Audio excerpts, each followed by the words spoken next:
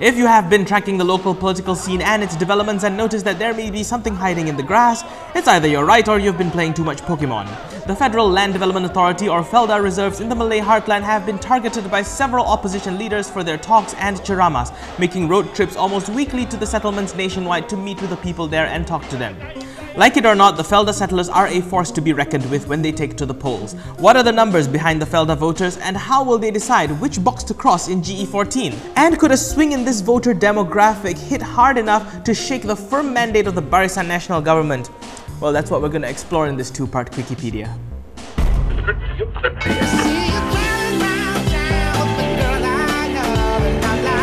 Felda voters, for the most part, have three characteristics in common. 1. They are Bumiputra Malays. 2. They are from the rural necks of the woods. And 3. They are pretty much the last voter demographic untapped by Pakatan Harapan.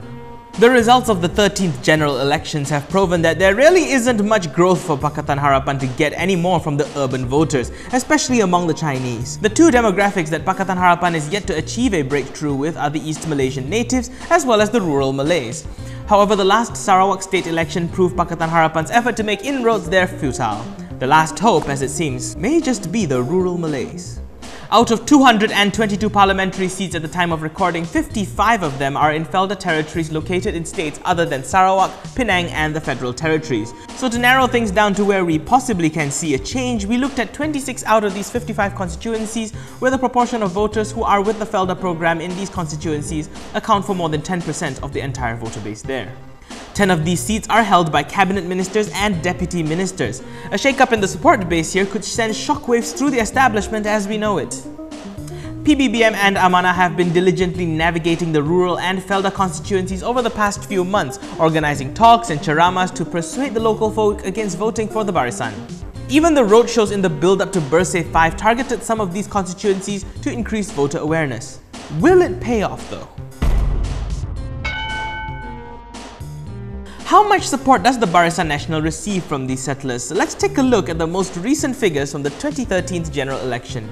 We can see that there is a large degree of loyalty, even in the opposition-controlled states like Kelantan and Selangor, and states where BN retained power by a narrow margin. Felda constituencies had 59 to 66% of their votes go to the Barisan Nasional. In Barisan strongholds, this mandate can soar to as high as 90%. Has the opposition come to another dead end here? Now let's talk about Barisan Nasional. Is the fort completely bulletproof? It sure seems like it, and everything has a weak point. You're only as strong as your weakest link. There are three indicators that something may be hacking away at the Achilles heel here. First of all, in the May of 2015, 1 month after the implementation of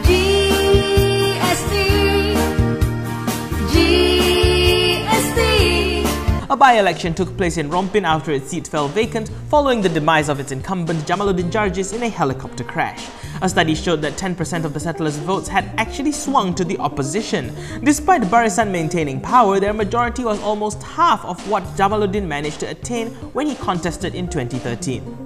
In addition to that, from a recent survey conducted by Invoke after speaking to some 104,000 voters, they found that Malaysians who were willing to support UMNO have fallen from 60% in 2013 to just 40%, bearing in mind that the respondents of this survey took rural Malay voters into consideration.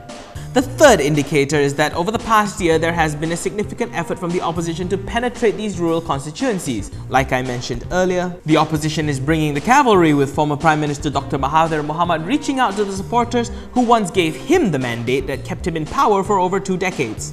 Now, there is no solid evidence that this campaign has driven any significant change in the voting patterns of the Felda settlers, but if other factors remain unchanged, then these campaigns can achieve at least a 10% swing. 2 ministers and 1 deputy minister will be looking for a new job. We're hiring, by the way. One thing we can say is that there are cracks in the system that could cause Felda votes to shift the political scene in Malaysia, but will these shocks alone be strong enough to rattle the establishment to the core? And that's what we're going to talk about in part 2 of this Quickiepedia. I'm Daniel Anthony. Thanks for watching. See you on the other side.